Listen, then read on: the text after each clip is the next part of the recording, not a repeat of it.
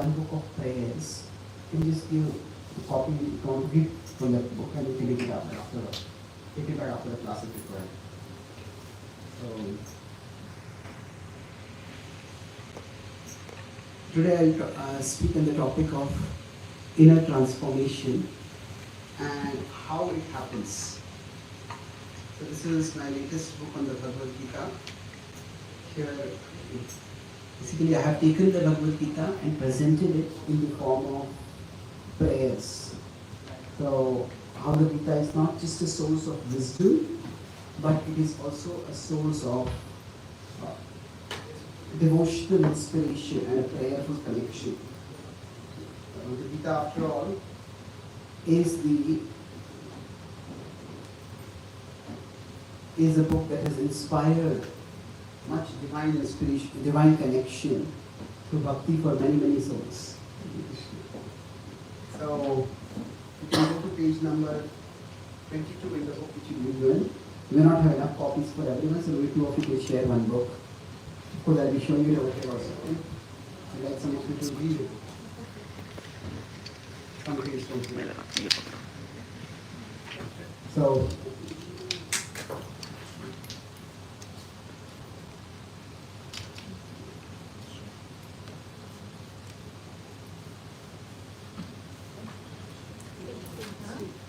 let's begin this theme off.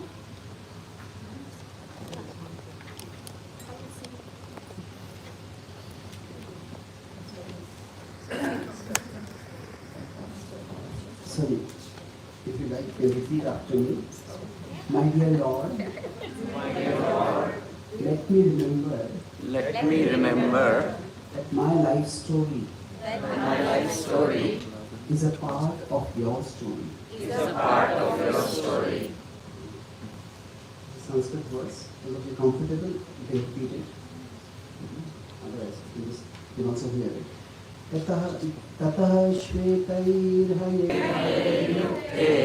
महति स्यन्दने स्थितौ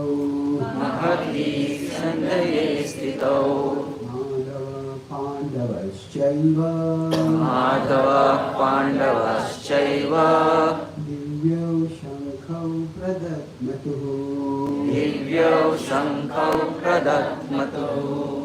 Then Krishna and Arjuna standing tall on their chariot, white steeds and all, with their conches loud and bright, a sound that shook the field of night.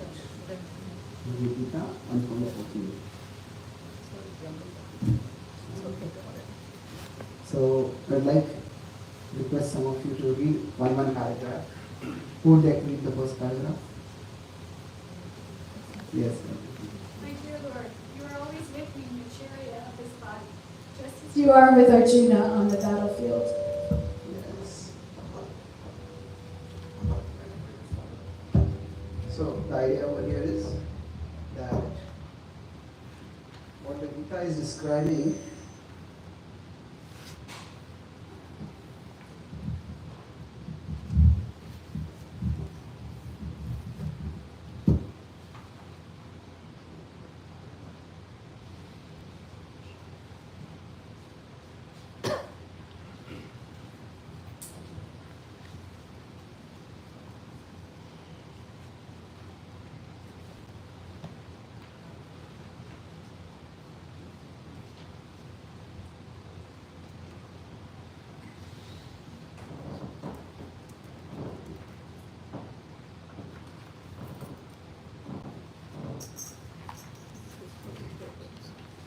So what the Bhagavad Gita is describing is a timeless principle. It is not just something that has happened at that particular time, but it is describing a phenomenon that is an ongoing reality. The Bhagavad Gita is a book that was spoken thousands of years ago when Arjuna, the warrior, faced a huge crisis in his life. And the crisis was that he had to fight a war. And it was a war that he did not want to fight. And in one sense, there is an outer force that he had to fight against, but the inner force that stopped him from fighting was even stronger. And without getting into the specifics of the history or the reason for the war or whatever, the principle that the Bhagavad Gita illustrates right in its beginning is that when we are going through life, for all of us, and writing and drawing some things over here, that we often, on the path of life, we may experience something like a giant obstacle. Something that we feel that it's almost impossible for me to push against this. It could be in terms of we don't have career opportunities. It means that relationships are going south. It means politics around us is going all crazy. The economy is spinning downwards. Whatever. There are so many obstacles that we face in our life while we go through life. And when this happens, at that time, everyone recognizes that nothing can be achieved in life unless we work for it. Nothing worthwhile comes easy. So we know that we have to push against our obstacles. We have to use a certain level of force. If we don't fight, the world will crush us. And we don't have to get into physical fights, but still, life is a struggle. And once this particular realization comes in, that there are forces out there opposing me, and these forces, I need to fight against them. Otherwise, I will not be able to even survive. So, I'll be talking primarily about the journey of transformation in terms of 3 points. I'll talk about how we can become more fit in our life. So F is this force. Now, we can say force, we can say forces. There is always something outside us which seems to stop us, which seems to work against us. And generally, when we go through life, we try to gird ourselves to face those challenges, to fight against those challenges. For all of us, some or the other problem will come up. When I came in, you may have noticed that I need crutches for walking. So when I was one, I was staying in a small town in India, in a state called Maharashtra, and there my mother took me to a local physician to get a polio vaccine. And at that time, because it's a small town, there was frequent power outage. And the previous night there had been a power outage in that particular clinic. And because of that, the temperature of the fridge in which the vaccine had been kept had risen up. And because of that, the germs in the vaccine had multiplied. And neither the attendant nor the physician noticed that. And when that vaccine was given to me, instead of preventing polio, it ended up causing polio. So now, I was just learning to walk and I fell down. I could never walk normally thereafter. Now, I don't remember any of that. But my first memory of this is I was over 2.5 or 3. And at that time, a distant relative had come to our home. And she was trying to console my mother, saying, "It's so sad that your son got polio." And I remember my mother's voice, very calm, clear, confident. She said, whatever he lacks physically, God will provide him intellectually. Now, I don't know why she said that, whether it was her hope, that she was her observation, whether it was her prayer being expressed in the form of a prediction. But somehow that stayed with me. Not the God part, but the intellectually part. That's what initially stayed with me. So as I grew up, I noticed that I couldn't play outdoor games like other kids. And a part of me naturally felt that this is unfair. What have I done to have this physical disability? But then when I started reading and studying, I noticed that I could read things fast, I could remember things well, I could analyze and articulate things quite clearly. So then a part of me started thinking that what have I done to deserve this intellectual ability either? So basically, life is unfair, but in the big picture, life is fairly unfair. Fairly unfair means sometimes we get something worse than what we deserve, and sometimes we get things better than what we deserve. Now, of course, for all of us, the choice is there. Either we can fixate on how life is unfair, and this is what we fixate on, then we go down the path of being resentful. Or we can see how life is fair, and then we can try to be resourceful. So for Arjuna here, he is having to fight a fight that he just does not want to fight. He has to fight against Bhishma and Drona, who were not just his elders. These were the people from whom he learned archery. These are the people for whose pleasure he learned archery. And these were the people that he now had to kill with that very archery. For a warrior, for a principled warrior like him, this war was his worst nightmare come true. And now he could have fixated on, why am I put in this situation? Why is this so unfair? Now Krishna's wisdom that is given in the Gita is basically to guide Arjuna and to guide each one of us from the place where whatever it is that we are feeling resentful about, from there, how can we move toward feeling more resourceful, becoming more resourceful. And that is the transformation of our inner emotional energy that we are going to explore today. Okay? Let's look at the next paragraph. Who would like to read that? Yes.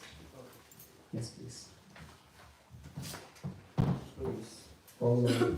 Let this beautiful poetic vision of the human divine partnership become the enduring image that resides and persists in my memory. Let this be the centerpiece of the history. I tell myself internally as my life story unfolds externally with its inevitable ups and downs. Yes. So, I talked about this principle of the first is the force. That seems to be some force that is trying to beat us down. Now, it may be that sometimes we have a particular person who is out to destroy us.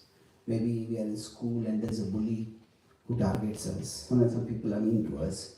Sometimes we have some relatives who may take a dislike towards us or may take a like towards tormenting us.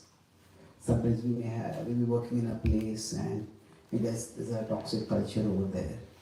So we will always seem to have something out there which seems to be out to get us, out to hurt us. And this is true, but there seems to be a force out there which is out to hurt us. But what seems to be stronger? There seems to be a force that is out there to hurt us, but there seems to be something inside us that actually escalates, aggravates that force.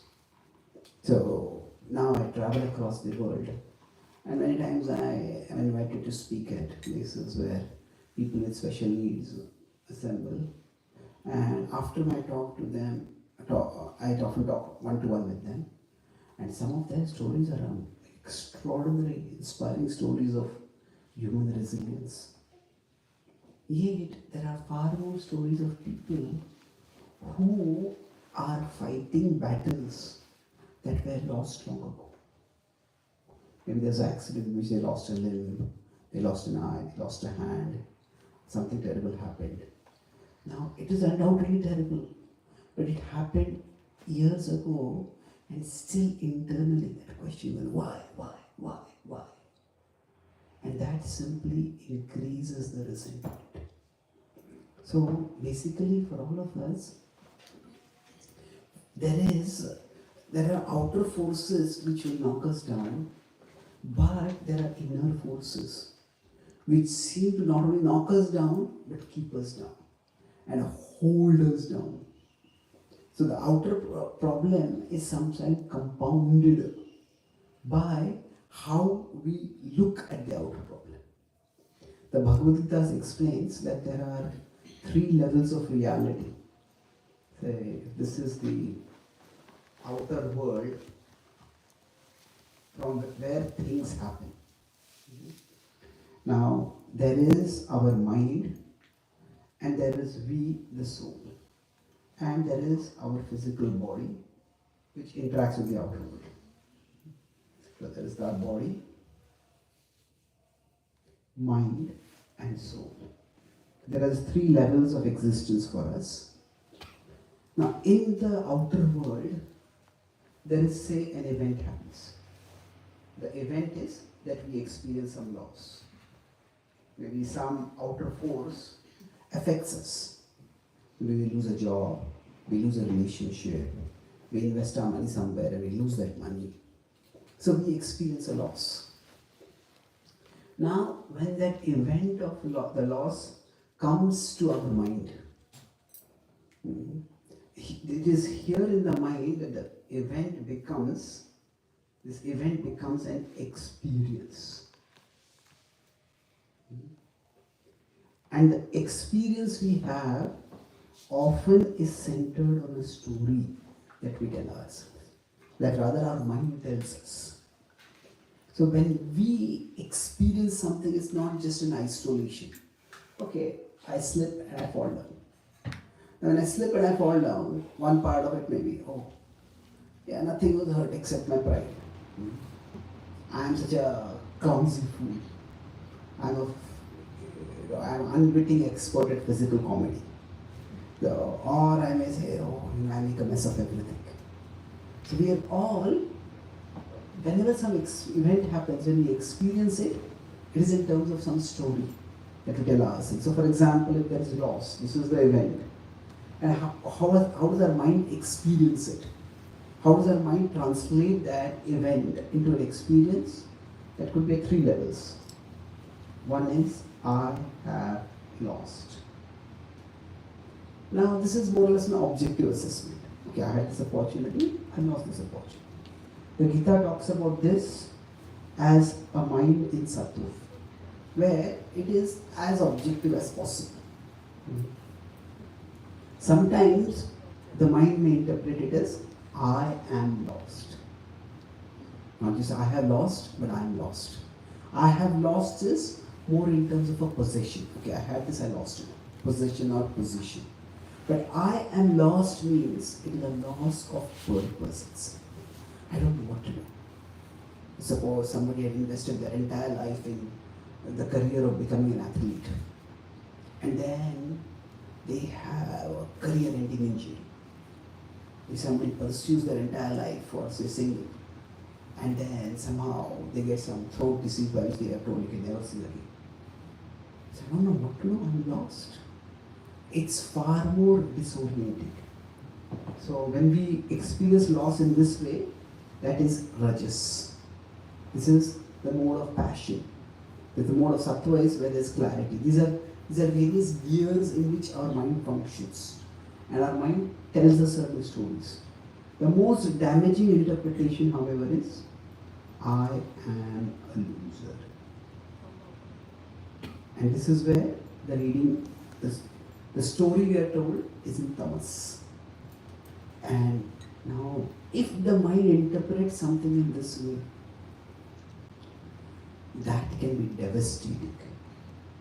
So if we were in a relationship with someone who we thought was a loser, that could be in terms of, say, if you're in a business partnership with someone and you think this person is just a loser.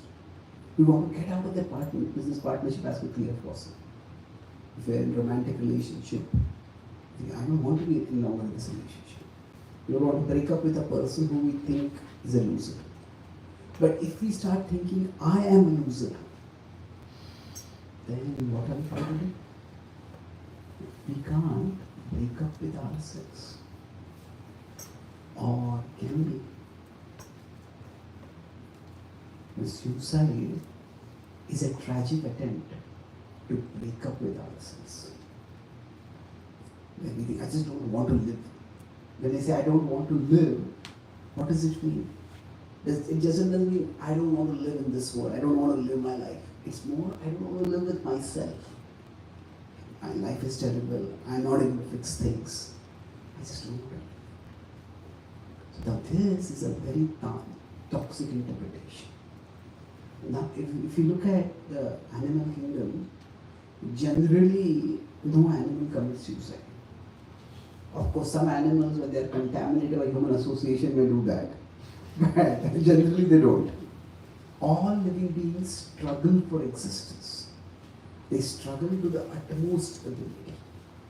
And survival instincts are developed by each living being according to its own particular situation.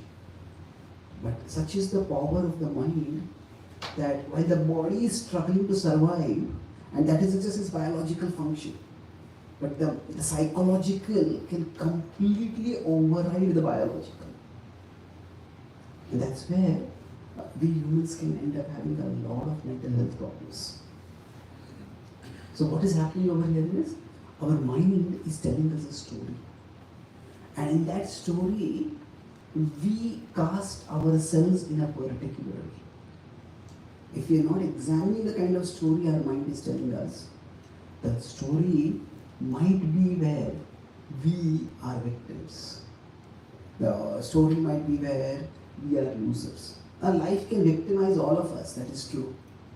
But then, as I said, life is fairly unfair. If we sat down with any person and started having a heart-to-heart talk with them, we'll see that there has been some tragedy in everyone's life. That nobody goes through scot-free in life. Everybody has challenges. Not just challenges, but sometimes traumas in their history. So, when I said life is fairly unfair, the second meaning of it is that life is fair in the sense that unfair things happen to everyone. We may feel, oh, nobody is going through as much trouble and pain as I am going through. And as a feeling, that feeling may be valid, but that feeling is not grounded in fact. Everybody goes through difficulties. So, what is the kind of story that we are telling ourselves? Externally, life will have its ups and downs. That is just the nature of life. But sometimes, based on the story that our mind is telling us, we go a little up, we go down, and we keep going down only. So, sometimes what happens, something good happens, something bad happens, oh, life is so terrible. And if something good happens, oh, now something good has happened, now something bad is going to happen. What bad is going to happen? So, even when the good is happening, we don't feel good, we start feeling fearful. What bad is going to happen? And then, just keep going down. So, this is, in psychology, this is called as chronic depressive personality. Where everything that happens, good or bad, is just something which drives a person downwards. I am not pessimistic. I just like to think all the ways in which things can go wrong. Now, I'm being prepared. No, yes. We have to consider ways that things may go wrong, but we also have to consider ways things may go right. If you are only thinking of how things may go wrong, it is in that thinking that we go wrong. So, this is where I am a loser. That becomes a very damaging way our mind interprets it. That's why the FIT acronym, I talked about F was the force that is external. But there is some kind of enemy that seems to be there inside us. There is some kind of impurity inside us that makes our situation worse. That seems to tell a story that can be quite damaging to us. Can we read the third paragraph? Who would like to read? The world outside and the mind inside tell me many stories stories in which sometimes I am a winner and sometimes I am a loser. These stories are always centered on either what is done to me or what is done by me. But both what is done to me and what is done by me are meant to be a part of your magnificent and benevolent plan for my ultimate welfare, and indeed for everyone's ultimate welfare. Yes. This is where we'll try to understand how spirituality, and especially Bhakti spirituality, can change the story that we tell ourselves. See, normally the vision is that I am here in this big bad world, and there are things that are done to me. There are things done to me, and then there are things done by me.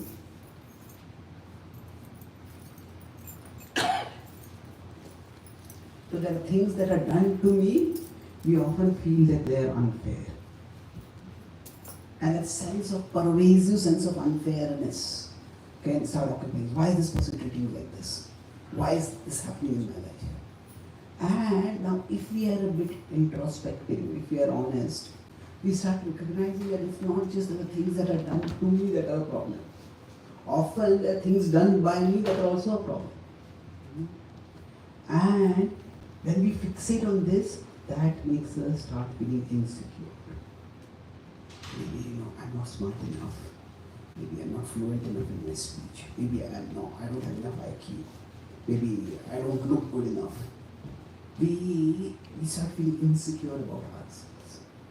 So, both ways, if the story of a life is centered on what is done to me and what is done by me, both of these combined increase that feeling of resentfulness.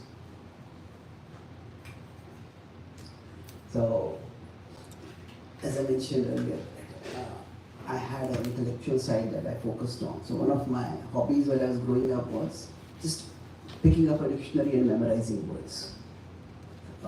I naturally developed a fairly good vocabulary. And as I was growing up, I had a bit of a temper. Now having a bad temper is a problem. But I discovered that having a bad temper and a good vocabulary is a deadly problem. Most people, when they get angry, they might just scream or yell or just go on a rant.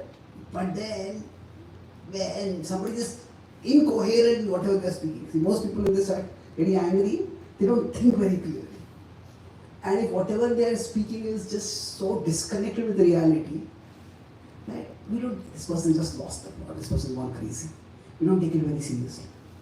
But if somebody is very articulate, then they can become viciously sarcastic. And I realized that I was hurting a lot of people. And I just had to get a handle on myself. It was not that I had an inability over here. It was almost like the impurity, what it was doing was, the impurity is more like the inner enemy, you could say. The impurity was converting what was my ability. The ability was the vocabulary, but the impurity has this power of converting an ability into a liability. What the impurity does is that whatever is good about us, that is what starts working against us. Whatever is our ability, that starts becoming our liability. If somebody for whatever reason is very wealthy.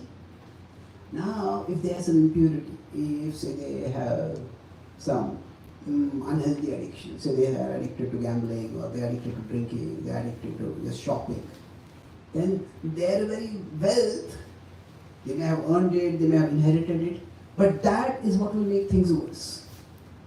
Somebody may want to drink and become addicted to drinking, but they just don't have much money.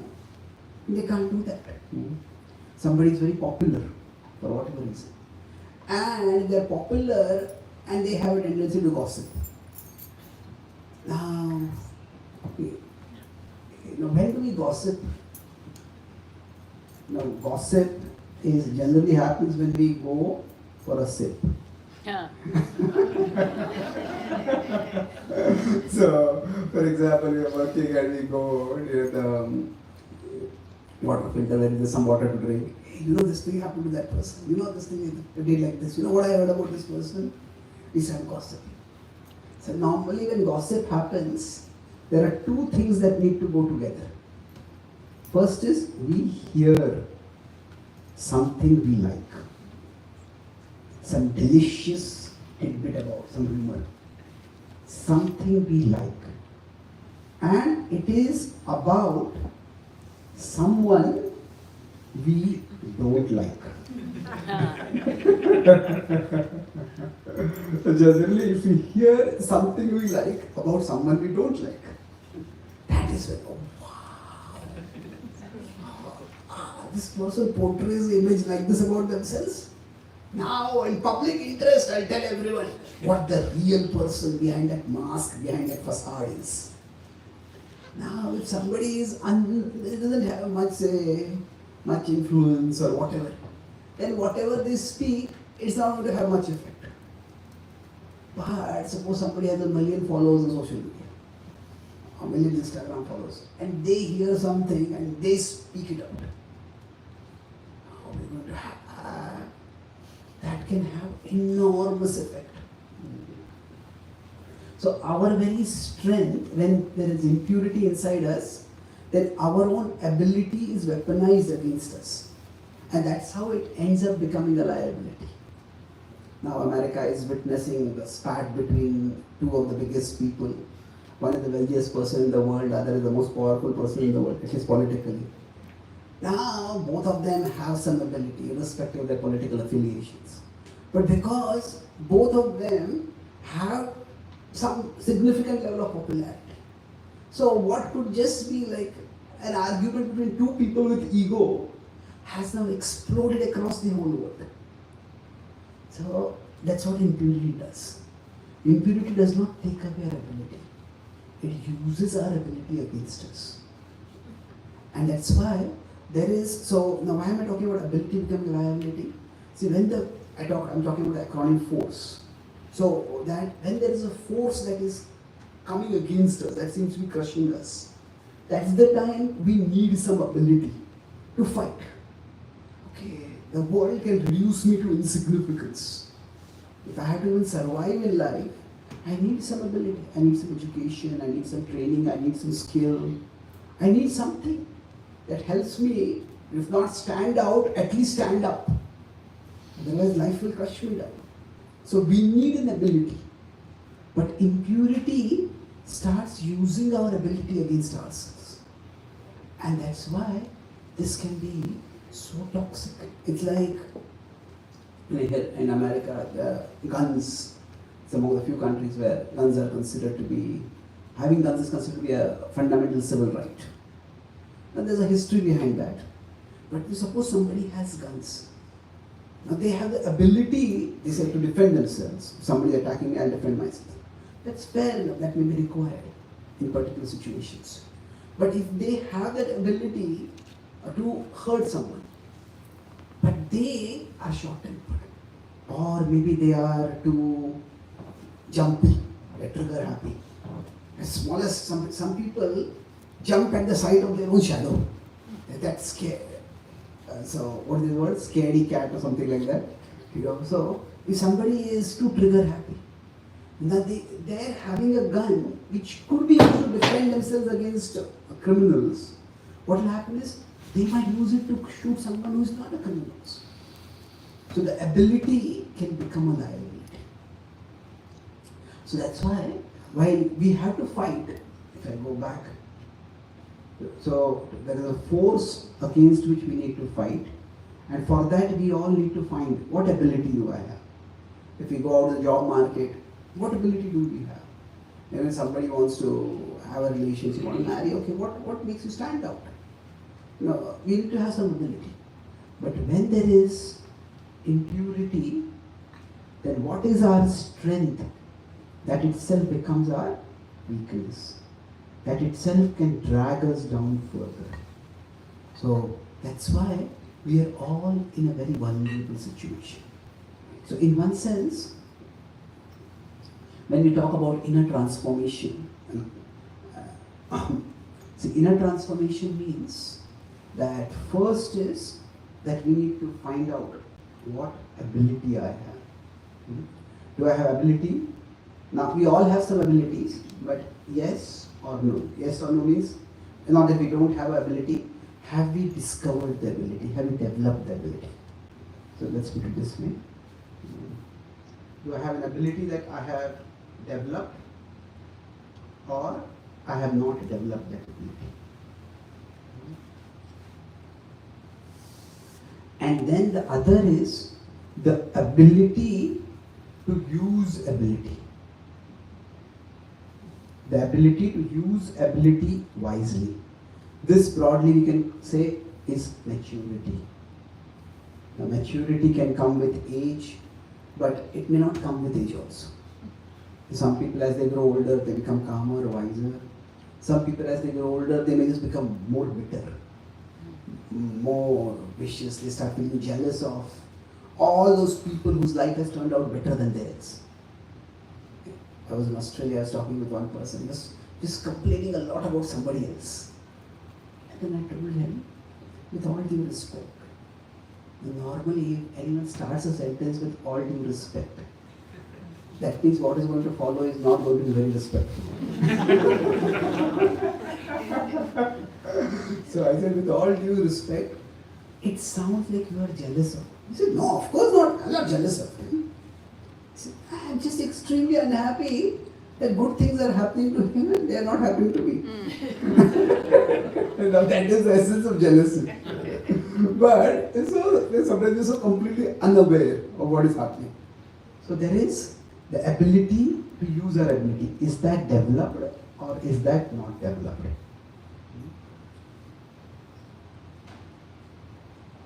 Have you developed it or not developed it?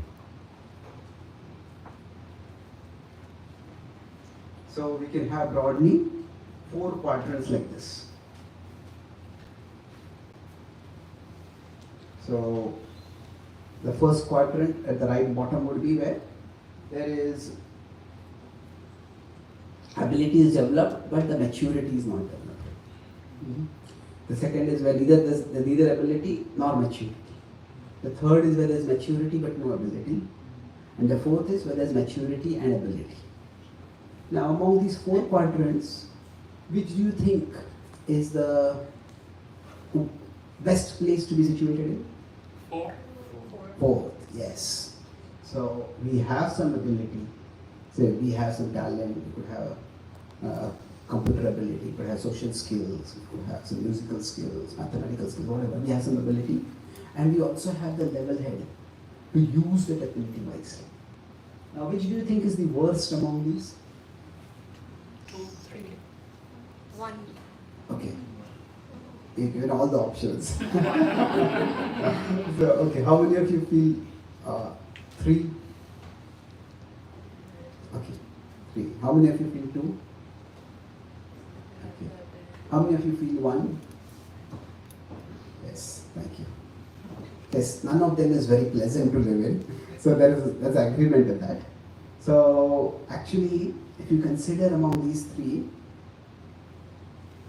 if we don't have an ability and we don't have the maturity, then what is happening is that we will largely be powerless. So we could say we will be, but we're powerless, and ineffective. We don't have ability, so ability like a power. We don't have power. But even if we don't have the maturity, there's not much we can do. Not much we can do to harm anyone. So we are relatively harmless, powerless, harmless, and largely ineffective. But if somebody has ability that is developed, but they don't have maturity, then what will happen? This is where they will be destructive. Destructive. Because they have the ability and they will use that ability to harm others. Now, if somebody has maturity but they lack ability, what will happen at that time? They will be under effect. Under effective why? Whatever little ability they have, they can use it. No, they have money, they won't waste it. They'll invest judiciously. But if you don't have much money only, even if you invest, what are we going to get out of it? Somebody, say, has a fairly good control over their tongue, so they don't speak anything harmful or vicious or hurtful. But they don't have, say much insight. Then, okay, they have the maturity, but they don't have much worthwhile. So we can be under effect. So now, this is where it's best because we will be most effective. Most effective for our own good as well as for the good of others. Because we can use our ability constructively. So the Gita explains that at the start of the Gita, the character Duryodhana, who's in the opposite side, he's situated over here. He's born in the royal family, he's a prince, he has expert martial skills, especially in the police fight. So he has ability. And he has developed that ability. But he just does not have the maturity. And that's why what happened for him was he centered all his happiness in trying to make his opponents' lives miserable. I saw an ad recently that says, buy this car and enjoy the envy in your neighbor's eyes. Now, it's such a pathetic standard of enjoyment. It's not even enjoy how smooth the car is. It's enjoy the envy in your neighbor's eyes. Tomorrow the neighbor might get a better car than us.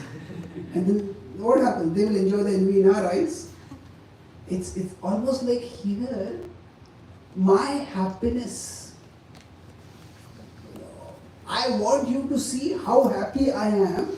And on seeing how happy I am, I want to see how unhappy you become. And on seeing how unhappy you become, on seeing how happy I am, then I will become happy. It's such a twisted idea of happiness. And that's why he was offered a very accommodating peace proposal before the war. He was told that just give the Pandavas 5 villages. They were emperors of the whole world at one time. The world as it was known at that time. And they said, we don't even want half the kingdom. Just give us 5 villages. And he just had no sense of perspective. So what do? He said, I will not give you enough land to put even the tip of a needle through. If that had been the age of social media, this might have become a viral Instagram story. Instagram, what a dialogue. But what does it mean? It means that this person just has no sense of perspective. It's like say we invite someone to our home for some ceremony. Now they don't want to come, so they make some excuse. Now they are making an excuse, we know that they are making an excuse, and they know that we know that they are making an excuse. But at least out of courtesy, they are making an excuse. But suppose they say instead, even if I die, my dead body will never come to your ceremony. Then they are not just saying no to the invitation. They are basically kicking the inviter in the face. See? So now that is going to ruin the relationship.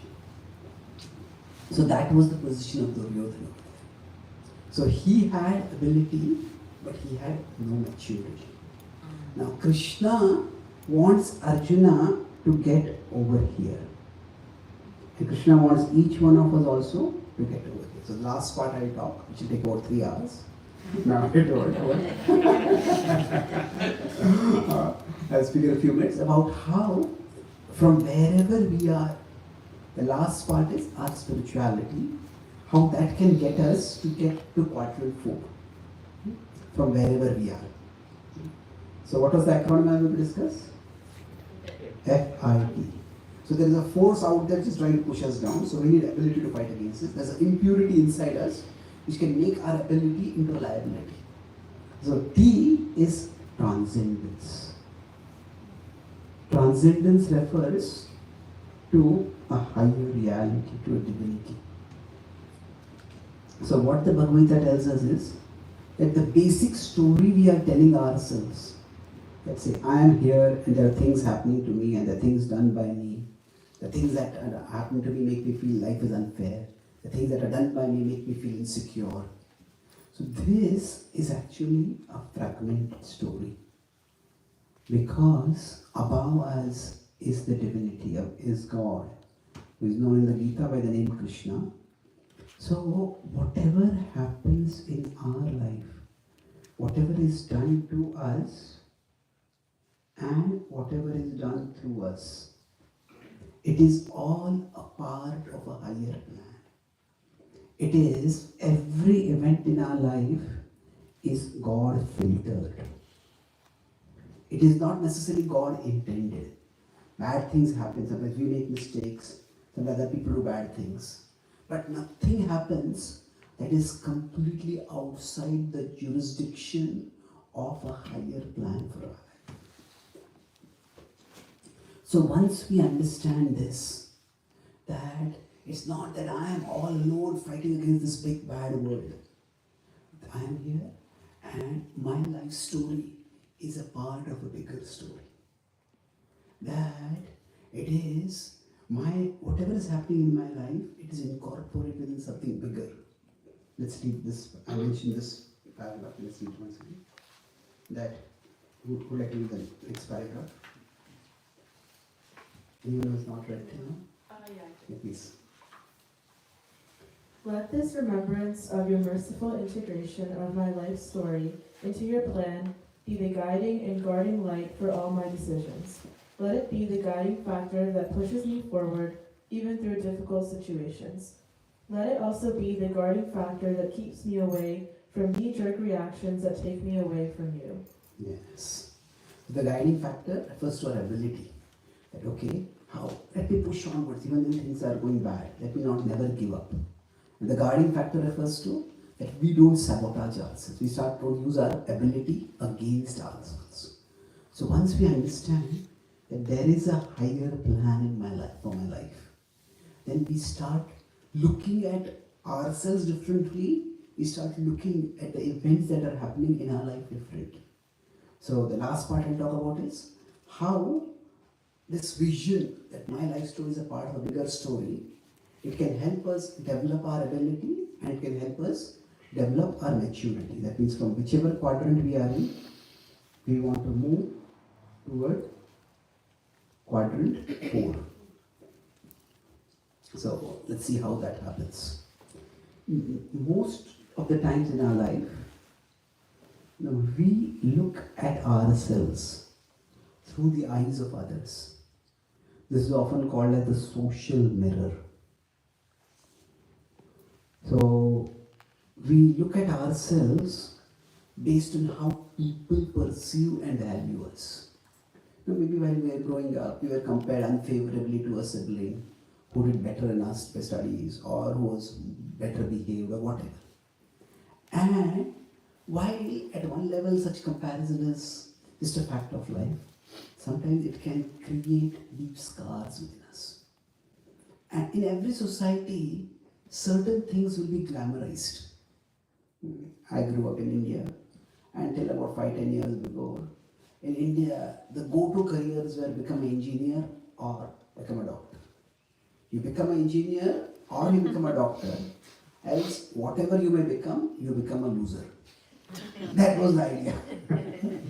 So, now if somebody just does not have that ability, then it's looked down upon as if you are a worthless person. Now, say in the Western world, everywhere it is true, but to some extent maybe a person is valued primarily based on their looks, their glamour, especially now on social media. What happens is that we may go do something. So somebody goes for some event, they go for some outing, they go for some picnic, they go for some spiritual trek or whatever. and they have a wonderful time there. They themselves had a wonderful time, but after they come back, they post the photos on social media. And if nobody likes their photos, or worse still, if their friend went with them to that event and somebody likes their friend's photos more than their photos, then what happens is the whole experience becomes miserable. So it's almost like we all have experience in life, but what social media has done is, social media has made our first-hand experience of life less important than the second-hand experience of life. Second-hand experience means, I loved what happened, but if others don't love what happened, then what is the value of what happened? So that's why social media usage has been associated with a lot of depression, especially among teenagers, especially among teenage girls. They're just forming their identity, and at that age, the identity is formed largely in terms of peers. What my peers think about, how my peers value me. So the point I'm making over here is that we, in terms of this, if we're looking at ourselves always in terms of the social mirror, most of the time we'll be found wanting. And even if we are glamorized in the social mirror, we have the things that make us popular. But then even then, there'll always be someone else. Okay, I have 1 million followers on social media, somebody has 2 million followers. Why do they have 2 million? So it will always stay vulnerable and insecure. So what our spirituality does is, it changes the story. I am here and above me is God. So I look at myself through God's eyes. That there is a divinity and that divinity has a plan for me. A few months ago, a young man asked me, how do I know that God has a plan for me? I asked him, are you alive? He said, what do you mean? Of course, this is. If you are alive, God has a plan for you. Actually, life itself is a miracle. We all probably know someone, whatever be our age, 20, 25, 30, 40, 50, whatever, 60. We all probably know people who died before they came to the age that we are at present. During our life journey, we often look for gifts in life. Gifts in life could be that maybe I got a very good job, I got a very good life partner, or I got admission in a great university. In some ways, I got good fortune in my life. It's important. We want gifts in life. But at a foundational level, there is the gift of life. Life itself is a miracle. And if we are alive, then there is more right than wrong in our life. And with this understanding, there is some plan for our life. There is the ability that we have given to us for the plan that we have. Now that plan may not be glamorous. Like any team, not everybody, say footballer quarterback is very maybe popular player. Maybe the goalkeeper comes in the highlight of the game and we say, but every player has value. Not every player may not have equal glamour, but every player has value. So when we look from the world's eyes, we only look for glamour. But when we look through God's eyes, we look for value. Now glamour will come and go. Some people may not have glamour, some people may have it, but it will go. But value is something that every one of us can have.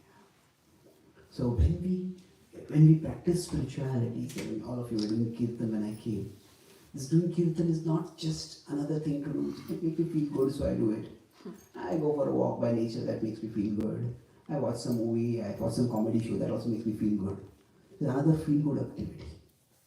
Well, if we can look at it that way, but that's a gross undervaluation of what spirituality is. When we do spiritual activities, when we connect with the divine through our spirituality, what our spirituality does is, it is not just a feel-good activity. Yes, we may feel good through it, but it is meant to be a see-good activity. See good means that I see what is good in me. I learn to see what is good in the world.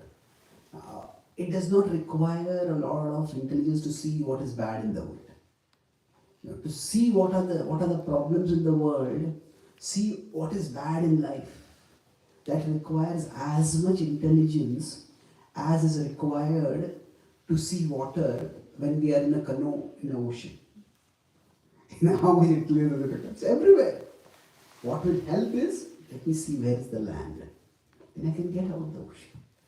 So actually, spirituality, it can be a feel-good activity, but it's much more a see-good activity. It enables us to see what is good in our life. So now that's the first part. I talk about ability. So we all have some abilities, but we need to distance ourselves from the social mirror. The second-hand experience, is my ability being valued by others? It's only when we do that, then we can start seeing it. Suppose after this session there's some food. Is there some food? I don't suppose it is there. But suppose there's a special feast in which everybody going to make a different delicacy. Maybe you get cake and you get this and you get that, and everybody gets some different delicacy. Now I may have some delicious thing on my plate, but if I'm looking at what she has, and what he has, and what he has, and what she has, then whatever I am eating, there might be a cake over here, but that cake will taste like chalk for me, because I'm just looking at everyone else. So for us, our spirituality gives us that higher vision. Stop worrying about who is having. What I have, let me relish it. So that's how spirituality helps us to observe our ability. And I'll make the last point over here, that how does spirituality improve our maturity, our ability to use our ability. So what happens for each one of us is that we all face situations that can be painful in life. Now the situations can lead to emotions. And those emotions can lead to decisions. So for example, like earlier I talked about, the situation I lose something. The emotion that comes is, oh, this is so terrible, I'm a loser. And the decision that might come is, I just want to win my life. What is the point of it? So situations lead to emotions, emotions lead to decisions. Now many times, the situations in our life are reversible. Yes, today something terrible might happen to me, but tomorrow something good might happen to me also. And we all probably, if you look back at our life, you can think of times, you might have felt like my life is ruined now. What is the point of how am I going to move forward from it? This is the end of the world. But it is not the end of the world. The situations are reversible. Not only the situations are reversible, even our emotions are reversible. That means today I feel this is devastating. Tomorrow I wake up and it's not all that bad. Emotions. Sometimes kids are playing and kids quarrel. I'll never talk with you again. In a couple of days the kids are playing with each other. So irreversible. Our mind is like that also. One day it feels, I hate this job. Next day we feel, oh, this job is quite good, I like it. One day we feel, oh, in a relation, one day I feel, I love you. I can't live without you. Next day I hate you, I can't live with you. So our emotions are reversible. Unfortunately, sometimes under the pressure of the situations and the emotions, we may take decisions. And those decisions can be irreversible. Irreversible. Those decisions, what happens is that we may speak or do things And sometimes those just can't be undone. So I was talking about the celebrities, the spat that is happening. Each person can lob accusations against the other person. Now, if sometimes accusations can be of very different kinds, but if there are vicious accusations lobbed against someone, that can ruin the relationship completely. There's no point of coming back from there. So, what we want to do is, we can't, among these three, situations, emotions and decisions, which is the most controllable and which is the least controllable for us? What do you think? Emotions. How much control we have? The situations? Least control. The most control? Emotions? Decisions. Yeah. See, sometimes I may feel very angry. And you tell someone, don't feel angry. What do you mean you don't feel angry? I feel angry. It's like telling somebody don't feel angry can be like telling somebody don't feel cold. What do you mean don't feel cold? I'm feeling cold. No, but even if you feel angry, we can decide that I'm not going to yell at someone. I'm not going to speak something that will make things worse. So we can say there's a medium level of control we have over our emotions. Now there are two ways. There's this point about how our spirituality can help us and how our spirituality may not help us.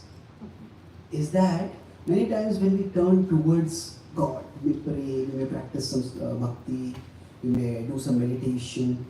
So when even we do our spirituality, more often than not, we expect God to fix the problem. Fix the problem.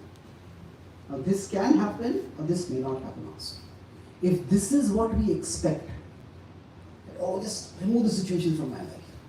You see, Arjuna still has to fight the war. Krishna does not magically remove the war from his situation. So if you expect God to fix the situation, that very rarely happens. That does not happen. More often than what God or spirituality does it, God fixes us, fix me, so that I can fix the situation.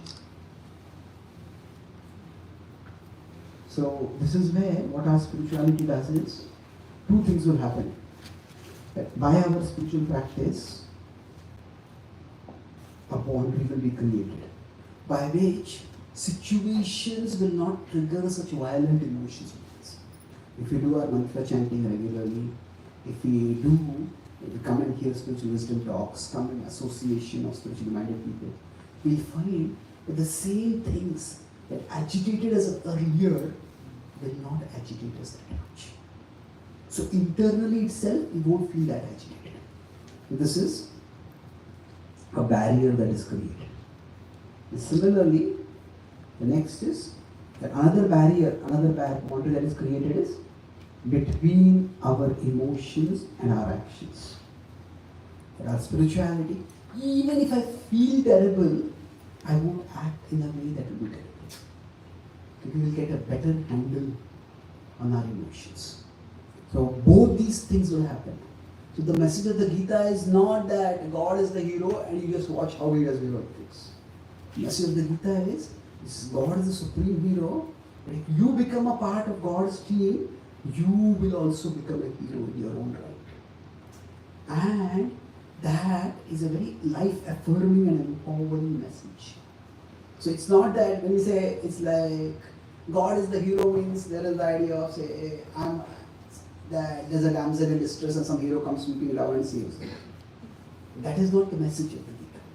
The message of the Gita is that yes, there are problems, but we are not alone. There is a higher plan and we are a part of that higher plan. So what will happen by our spirituality is we will gain greater strength. And both of these, you can look back at your life probably after this talk and think of situations that you face, similar situations before you started spiritual practice and after you started spiritual practice. You will see the emotional damage caused by those situations will be less. And even when there's some emotional havoc caused, that won't translate into physical havoc in terms of the actions that we do. And in that way, we will find that we will be able to develop greater maturity. Now, what does maturity mean? It can be many things. It basically means we don't overreact to situations. We don't want to make things worse when things are going bad. We are able to keep a handle on our emotions. That's how our spirituality can make each one of us fit. You read the last one? Who would like to read?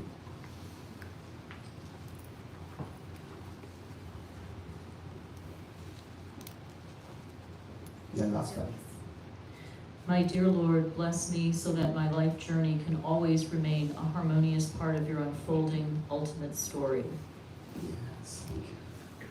So I'll summarize what I discussed today. I talked about inner transformation in our life. And inner transformation means we want to become fit.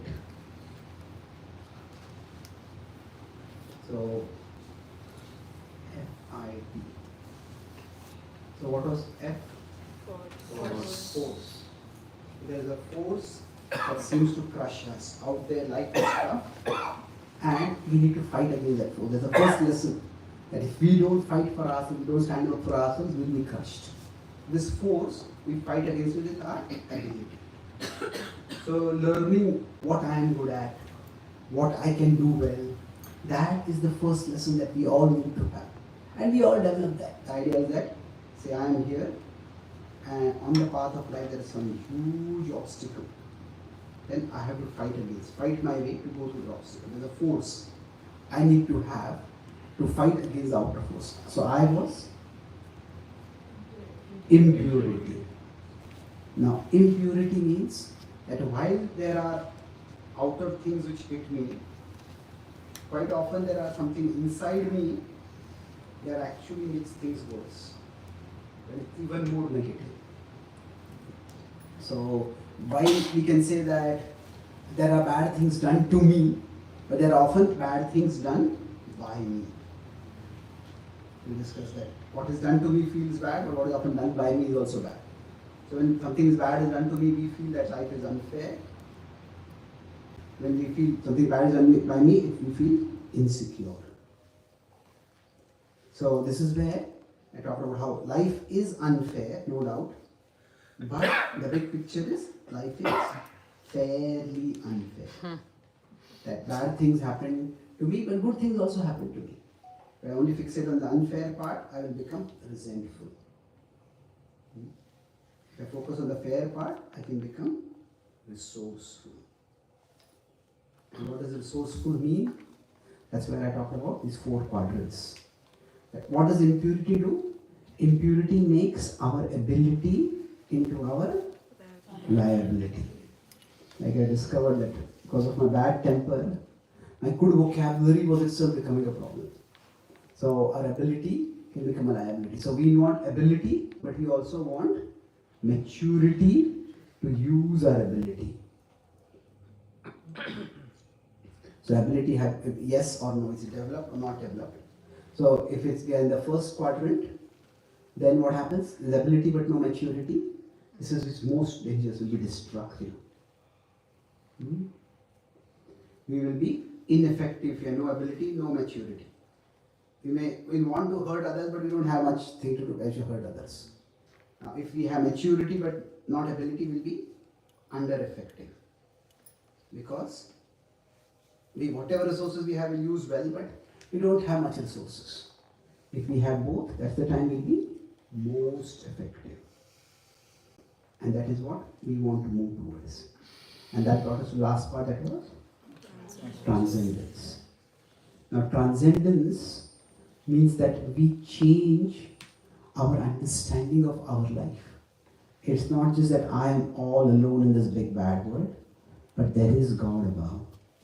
And whatever is done to me is a part of a divine plan, and whatever is done by me is also a part of a divine plan.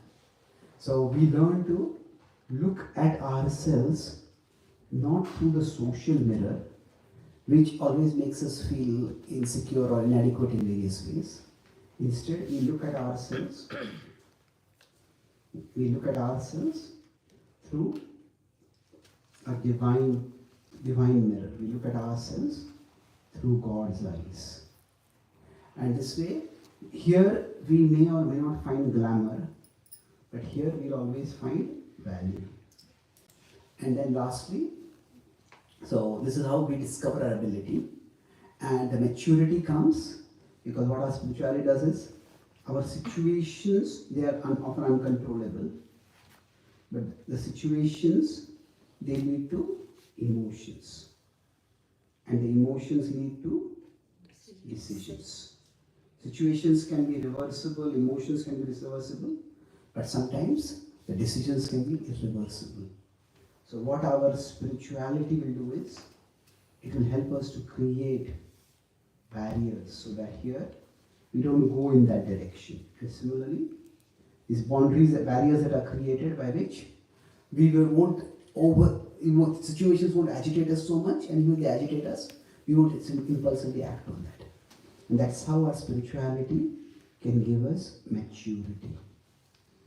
And in this way, with the combination of maturity and ability, each one of us from wherever we are, we can be transformed to the point we have maximum empowerment in our life. So let's conclude with the starting prayer that I discussed. Can you repeat after me? My dear Lord, let me remember that my life story is a part of your story. Thank you very much. Hare Krishna.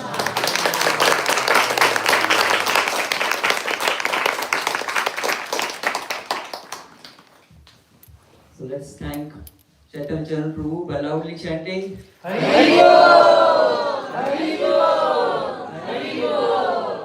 We have time for some questions. If anybody has questions, please raise your hand. We'll pass the mic around.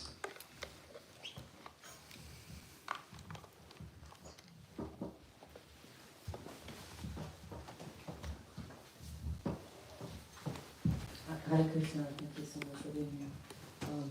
So when you get into the point of making irreversible decisions, which we all have done, whether, outcomes in our personal lives, our country makes irreversible decisions. So in psychology, they would say this is the point of, you just accept it. I don't know, so is it reasonable to accept something that is a believed irreversible decision, or is that just acquiescence? I mean, do you ever have must you accept it, I guess? Okay, that's a good question. But if something is irreversible, you just have to accept it. But is that the only way we have to face life? Or are things always to be accepted? Well, certainly not. The point is that there are certain things which cannot be changed. And those need to be accepted. So for example, I got polio. Now, there's nothing that I can do. Polio is not a curable disease. It's a preventable disease, but not a curable disease. Once you get it, you can't do anything about it. So there are certain things which we can't change. But the nature of the mind is that it gravitates towards opposites. One is that when we face difficulty, when we face problems, when we face something unpalatable, those problems will be created by our own decisions also, whatever. Now, one extreme is to think that everything is changing. Everything is changing. This is the way we will just overwhelm ourselves, start fighting against everything. Often, this is the mentality in Rajas, in the mode of passion, where we overestimate our power. And like some people come new into a system and they say, I'll fix everything. And trying to fix everything, just break everything. See? Yeah, there could be things which were wrong, but there are also things which were right. So, again, to give a contemporary political example, the Doge that was set up, maybe it was well intentioned, maybe there was some wastage. But to just summarily where you need to use a more discretionary weapon, use a sledgehammer to destroy everything. So everything is changeable. No, there are things which are working, there are things which are not working. So to think that everything is changeable, we overestimate our power and we frustrate ourselves. The other is nothing is changeable. And this is the mentality of tamas, where we tend to underestimate our power. And no, this is just the way things are, this is just the way people are, this is just the way I am. And nothing changes.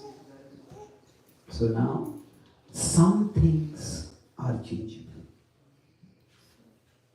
And even when they are changeable, often the change will be slow.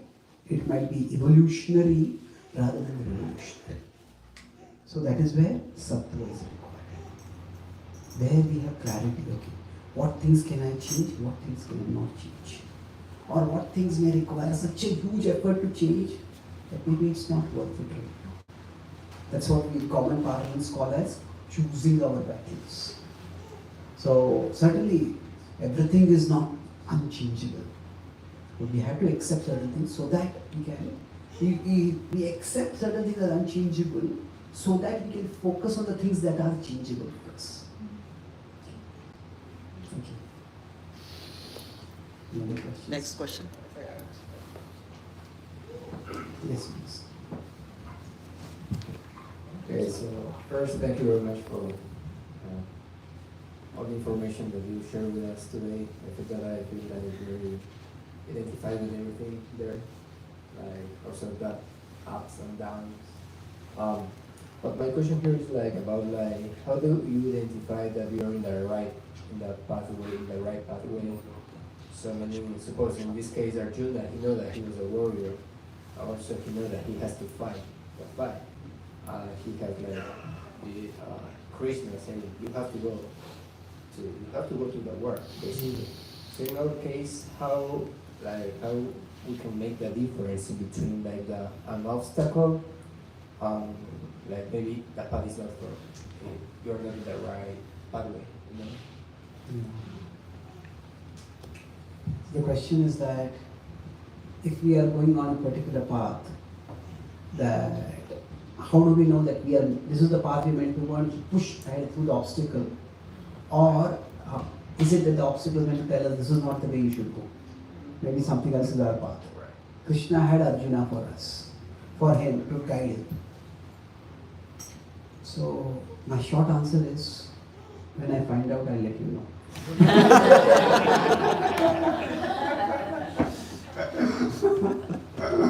The long answer is that it's difficult. So I'll tell my understanding. I find three principles quite helpful. First is that although Krishna was with Arjuna, Krishna was not controlling or microguiding Arjuna. Yes, Krishna told Arjuna to fight, but even in the fight, Arjuna had to fight on his own. It was not that every single arrow that Arjuna was choosing, Krishna was controlling. Don't use this arrow, don't use this arrow. Use this arrow. No, Arjuna, most of the decisions in the war, Arjuna took on his own. Krishna wanted Arjuna to be an individual in the full capacity. There are of course critical moments when Krishna guided. So the Gita's message is not of over-dependence on God. It is. So the 3 points I talk about is, first is when we talk about a divine plan for our life. The divine plan is more like a direction rather than a dictation. Dictation means it's like we're constantly dictating, do this, don't do this, do this, don't do this. There are some people who claim that whatever they are doing, this is God's plan. You know, what I am doing is God's plan, and if you don't help me in this, then you are going against God. Some of the worst things in life, in the world's history, have been done by people who were convinced that they were doing God's will. The terrorists who go out and kill people. They're convinced this is what I'm meant to do. So I think no human being can or should have that level of arrogance to think that I know the mind of God. And I know for sure that what I'm doing right now is God's plan. But God's plan is generally like a direction. What does it mean? Okay, this is a mountain and this is an ocean. Now from the mountain, the river goes to the ocean. Now one river might go one way, another river might go another way. Now if you look at the map of various rivers in the world, some rivers often take quite a zigzag path to get to the ocean. In India, in Asia, there is a river called Brahmaputra. It starts from the Himalayas. It doesn't go around straight. It goes all the way like that across most of China, Tibet, and then it turns around almost like a U-turn. It takes it and then it goes down and finally reaches the ocean. So each river has to find its path to the ocean. So broadly speaking, the river is a part of a higher plan. What is the higher plan? It has to get to the ocean. But how it will get to the ocean is, it has to decide that. Where is the obstacle too much? Where is the obstacle not too much? So like that, for all of us, broadly speaking, when we are going through life, we are all meant to eventually be attracted to the being of the highest value, of eternal value, that is God. So the spiritual journey, each one of us is like a river, and we all have certain things of what I consider as valuable right now. And it is valuable right now, but our sense of value needs to evolve. So like that, we ultimately attain God. But each one of us has to draw our own path. And just as a river, while flowing across the territory of the land, provides life-nourishing water to all those who cross by its path. Similarly, we all can do good to others in our journey through life. So it's focus on the direction. Is what I'm doing, is it making me a better person? Is it increasing my instinct to serve and contribute rather than to grab and dominate and exploit? Is it taking me to a better place?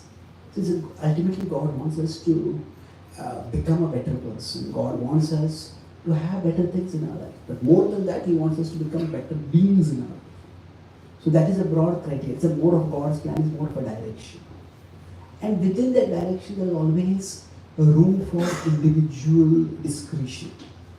Two people in say the same situation, one may decide that, okay, this is too difficult, I don't want to do this. I'll look for some other path.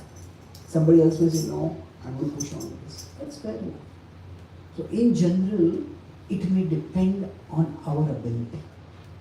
Like two people may want to pursue a career in music, and both of them face setbacks. Now one of them may say, maybe I'm not meant for music. The other may say, I'm meant for music. I say, I'm going to push on. So we have to look at how much ability that we have. And so the second point I'll talk about here is that the Gita talks about two words, guna and karma. So guna is the ability, guna can be said to be associated with the contentment that we get. How content we feel while we do something. And karma refers to how competent we are at doing something. So content means I feel good while doing it. Competent means I'm actually good at doing this. Now ideally speaking, our life's passion, our life's purpose, our life's driving force, it lies at the intersection of where we feel content doing it and we are competent doing it. Like some children, they may just, their parents give them some magic slate and they just keep drawing. They draw and they erase and they draw and they erase. And just forget the whole world. They're content doing that. Now sometimes we show their parents what I drew and the parents appreciate it, they like it. But whether their parents praise it or not, they just happy doing it. So ideally speaking, if we find even one area where both are there, that is good. Now, if we are competent but we are not content while doing it. Competent means that we are able to do it well, But because if we don't get intrinsic satisfaction while doing it, then what will happen? We'll crave for extrinsic satisfaction a lot. And if that doesn't come, we will just always be dissatisfied, irritated, resentful. So, but if we're getting inner contentment, now we all want to be competent because we all want to do something of value in the world also. Right? So both are important, not that one is important, but if we find certain level of contentment in doing something, then that itself will let us push on. Okay, even if I don't become a famous musician, this is what I want to do in life. This is what I love doing. This is what helps me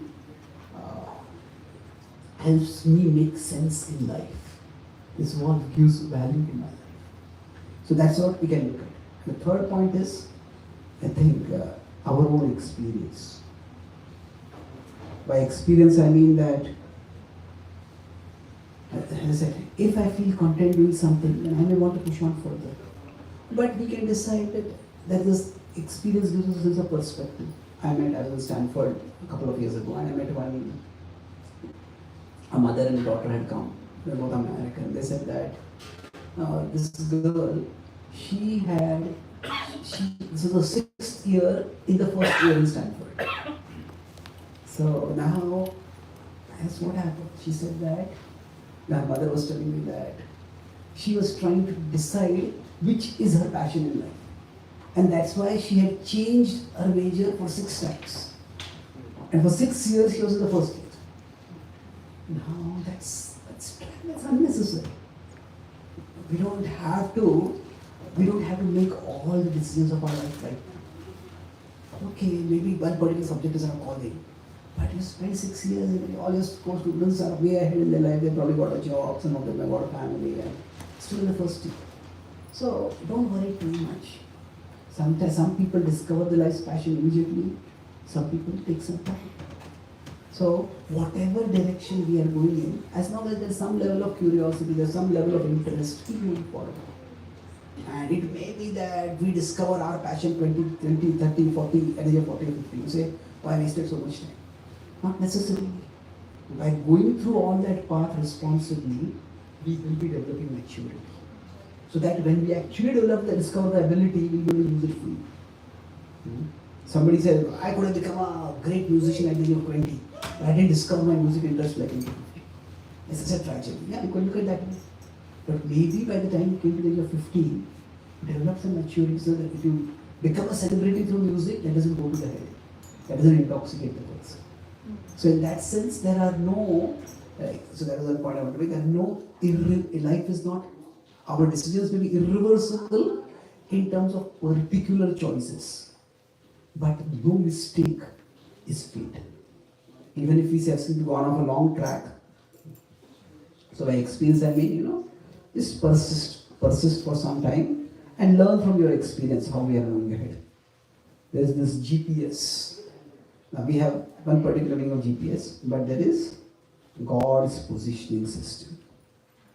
GPS means that we are all within that divine GPS. And say if you make a wrong turn, what happens? If you want to turn left and if you are told by GPS to turn left and we turn right, what happens? GPS reroutes and tells us how to go ahead. So now does the GPS say you didn't obey me? Get lost. And stay lost. No, GPS does not do that. So similarly for us, that even if we take some turns which seem to be wrong, yes, as soon as we realize they're not the right turns, we can turn back. But no wrong turn is a fatal turn. So that's why we don't have to overthink and paralyze ourselves. We don't have to catastrophize every wrong choice.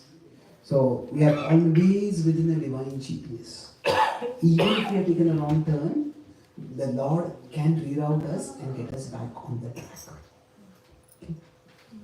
Thank you very much. So I had to answer questions very long because the questions are also complex, but I try to answer. One question quickly. Yeah. Actually, so you mentioned about the 3 stages. That's I have lost, and then I am lost, and then I'm a loser. So what I've observed is like it also depends on the frequency that it happens. So like if it happens like one time or twice, you can say okay, I've lost. Then gradually it increases to like okay, I'm lost, but that's the right thing for me or not, and then I'm a loser. So does it mean it evolves into like Rajas and Tamas from a It certain can, point. it can. See, we all get some successes in life also. Maybe they're not big successes. And so there are some setbacks, there are some successes. But if you fixate on the setbacks in our life, and that's how the mind translates, oh, I'm a loser. But if you look at it, and you have got that bigger win, but you also got, if you look at value small wins also, then that script won't go downwards. Yeah. There's one more question. Hare Krishna. Hare Krishna Prabhu. It's a short one. So I'm a fairly new traveler on the path of spirituality. And based on what you said, when there are situations in life, it's our spirituality that sort of like helps create those boundaries between situations, emotions, and decisions, right? But often I've also observed in life that when there are difficult situations, my spirituality is also under attack in those situations, is because the very thing that's going to help me overcome those situations, that difficult situation, sort of like, it seems like it's slipping away from my hand, and I do not have control over the very means that's going to help me navigate that situation. So how do I still stay in touch with my spirituality when situations are, you know, super excited and like super exciting and happy, and also when they are not so good in my own thing? Yeah. So, see, life, I said, it's like a ocean waves.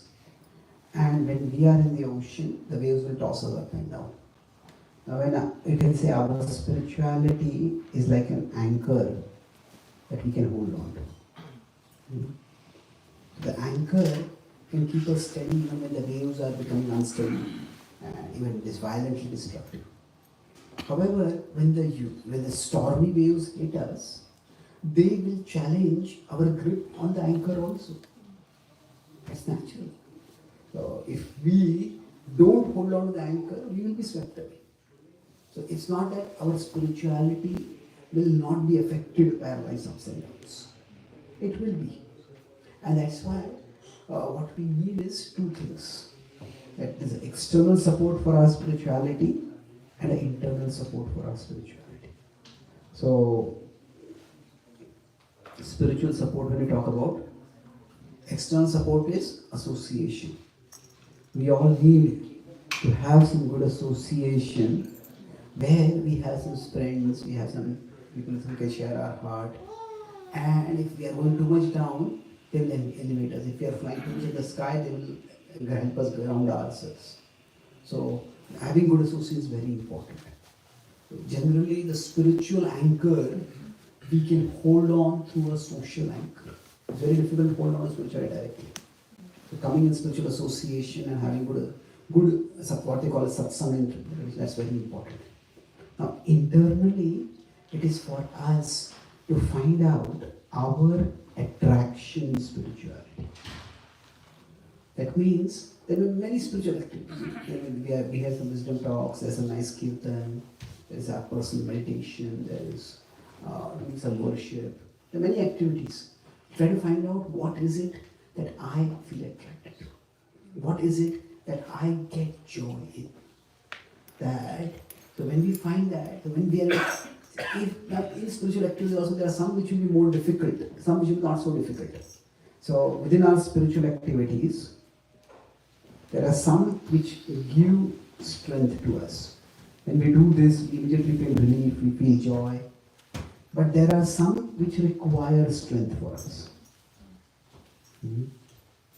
So we need to have accessible those activities that give strength to us. So if you like spiritual music, if you like kirtans, then keep those kirtans with you on your phone so that you can hear them. So that whenever things start going in this extreme, then okay, we may not like to hear wisdom talk so at that time. We'll apply our head for that. Okay, just keep that with us. So then what will happen is we'll stay connected. So association and attraction is what will help us to stay spiritually connected at all times. So thank you so much for your patient and thoughtful participation. Thank you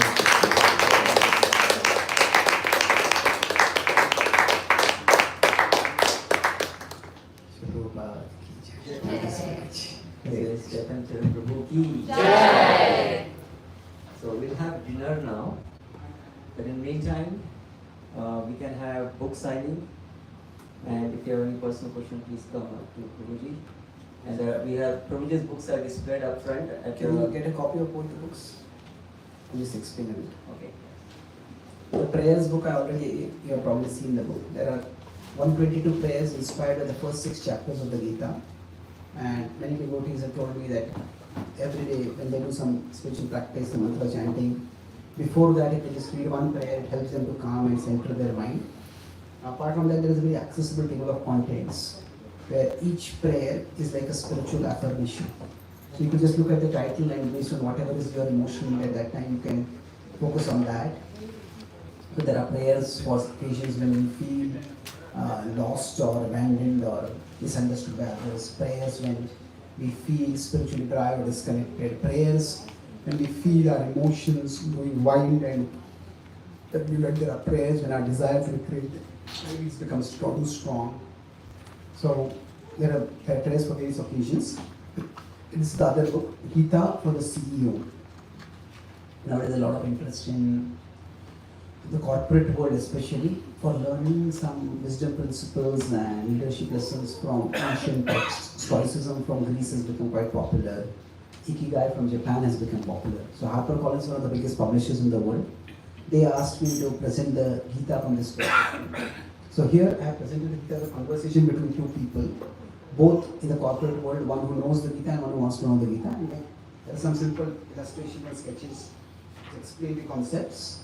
So it's a very accessible presentation to the Gita, and there are 10 principles. One of the things is how to be resilient, how to manage our mind and emotions better, how to especially tap the power of our speech. Because leadership is all about speaking and influencing others. So how to make our speech more effective. So like that, there are 10 principles, and this is not just for CEOs. Ultimately, each one of us is meant to be CEO of our own life. So it's meant for everyone, and even if you have some friends, colleagues, relatives who may not be able to directly connect with the Gita, then this book can help them appreciate the wisdom in the Gita also. So thank you very much. Hare Krishna. How much is each book? Okay, that is 15, this is 10. Both together is 20. And you take like 10 now or? I send it to you, I think.